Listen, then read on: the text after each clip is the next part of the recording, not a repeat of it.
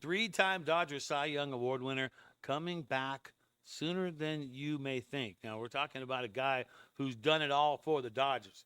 We're talking about a 10-time All-Star, a National League MVP status, Dodger career leader in strikeouts, three-time Cy Young Award winner, and a future Hall of Famer. Who are we talking about? Brad, will you draw back the curtain and show us who you're talking about? The Kersh. What? Are you kidding me? The Kersh coming back sooner than you think? Brad, could this be true? Well, there's a little bit of info on that to kind of break it down. So when I first saw this going on, Dodgers make surprise Clayton Kershaw decision as season begins. This news is out of Monday. There's maybe a couple people covering the story, but me as a Kershaw fan, I'm going to look at that and go, okay, there's got to be something going on to that. And the story basically is this. Here we go. Take a look. See, after missing the tail end of the Dodgers World Series run in 2024, and that must have just killed him, right? Kershaw, I mean, just in the dugout. You saw him, but just not able to play. That must have just sucked for that, watching them win. What a magical team that was. Well, due to the toe and knee injuries, Kershaw told the Athletics' Fabian Ardaya that he is expected to be on the 60-day IL to start the season. And that's what I heard. That's what I reported. I heard the same thing, 60-day IL to start the season to see how Kershaw goes. But that's not entirely what went down, because instead the team placed him on a 15-day list on Monday, potentially hinting at a quicker return to the mound than previously feared. What does that mean? Can someone explain that to me? Does that mean that he's coming back early? I don't know why you would do that. I had to think about this a million different times going, why would you go from you're going to be put on a 60-day IL to a 15-day? The only reason you could think of is the fact that he's going to come back a little sooner, right? To me, it makes good sense. It really does. Like, you think, well, that's got to be the situation. Kershaw is going to come back, and then now where does he go? They're already trying to find May, Dustin, we're going to need you to chill over in the bullpen. And he's like, well, I want to start, but I'll go wherever you want me to. What are they going to do with Kershaw? I mean, it's becoming a situation if Kershaw's back at some point, and maybe it's 2 weeks, maybe it's 3 weeks, whatever the time is. I mean, every time you have another pitcher that's in the mix, it's like more and more that means that Shohei is not going to pitch. And not that I think that Shohei actually needs to pitch, but I got to think at some point, I mean, the better the pitching you have, why would you bring Shohei out to pitch? We talked about in the live show today, and I'll tell you what, it makes no sense to me. I think you just have to keep Shohei on the DH side of things. And if you needed him and he was ready to pitch and he'd been, pitching to live hitters and stuff like that, maybe you use him at that point. But Kersh coming back, come on, 10-time All-Star. You want to see him finish with the Dodgers no matter what. And you want to see him get the Dodgers career. He's a Dodger career leader in strikeouts, but you want to see him get the big number. What was it, 3,000 that he's almost at? So that's amazing in itself. 3-time Cy Young winner. He's going to be in the Hall of Fame. If we can get him back a little bit earlier, I think that's awesome. And I think that bodes well for the Dodgers on that. Hey, subscribe, like, and turn on notifications. Dodger Digest. Appreciate it. We've been doing this all the way since back in, I think, June and July we started. And today was the first day that Mike Nelson and myself did a duo today live. Both of us went on for about an hour today talking all Dodgers.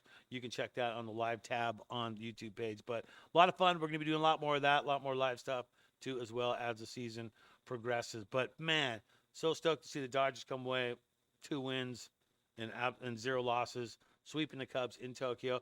And now you just hope they can come back. Jet lag's real. I felt it a million times. So you're just hoping that they can come back and deal with the jet lag. All right, another story. This is an absolutely super funny story that I saw. This shows you how slow Dodger news was. Former USC quarterback and Max Muncy have a stare down. I mean, you can't really make this stuff up, all right? Let's take a look at the picture. Let's go to the shot here. So here's the shot of the Munts. And he's reaching over to try and make this catch, a foul ball catch. But then if you look, follow the arrow, you see the dude in the blue LA hoodie. That is none other than former USC quarterback, runner-up to the Heisman Trophy in '88, Rodney freaking Peete right there. Right there. How funny is that? Rodney Peete in the audience going for the foul ball. And how did it turn out for Muncy? How did it turn out for Peete? Well, Peete, who happened to be sitting in the stands, reached out with his glove and snared the ball. Muncy held his glove up and checked it before realizing he didn't have the ball and shook his head in frustration. After Peete caught the foul ball, he pulled the glove hand behind his back and casually looked at Muncy, and then he posted on social after that. Muncy had no chance with the crying, laughing emoji. So I think Rodney Peete played for like 10 NFL teams or something like that, but you got to look at the claim to fame. He was a Trojan, man. He was a Trojan. So Rodney Peete gets in the foul ball over Muncy. And you got to think, I got to think no matter what that Muncy had no idea who he was. I mean, because he's looking a little bit older than I remember him in his playing days. But you got to think that Muncy had no idea that was Rodney Peete. And I'm sure he found out afterwards what went on that. All right. Viewing audience, did you hear the numbers?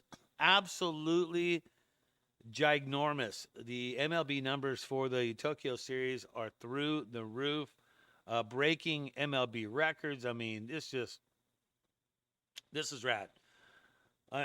Whether you like it or not, it's got watched. There's eyes on. There's butts in the couch and eyes on the TV. First weekend offering on Tuesday evening was viewed by 25 million peeps in Japan alone. That's more than 1/5 of the nation's total population, and that is a big population we're talking about. Comfortably setting the national record for the most watched MLB game ever, as announced by MLB's communications account. So congratulations, MLB, doing it in the right way.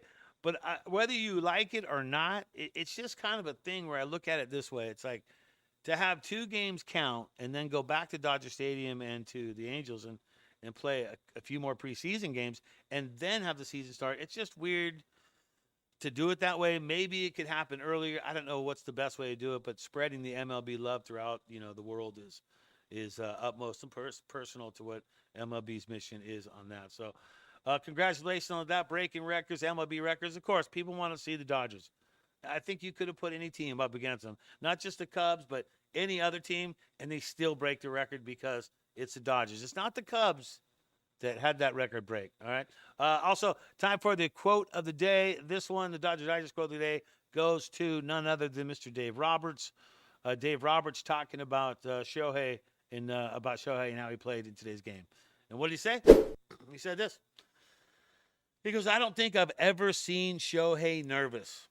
One thing I did notice is how emotional he got during the Japanese national anthem. That was really something that was very telling on how emotional he was. So there you go. Dave Roberts talking about it right there, Shohei. And he proved it. I mean, you couldn't ask for a better situation. Yamamoto proved it. Sasaki had a rough outing. Dodgers still get the win no matter what. Shohei hits one out of the park. So all in all, great showing for the Dodgers. And they start the season 2-0. That's going to do it. Dodgers Digest. Brad J with you. Subscribe, like, turn on notification. That'll do it for me as you go through the day. Please remember to always think Dodger Blue.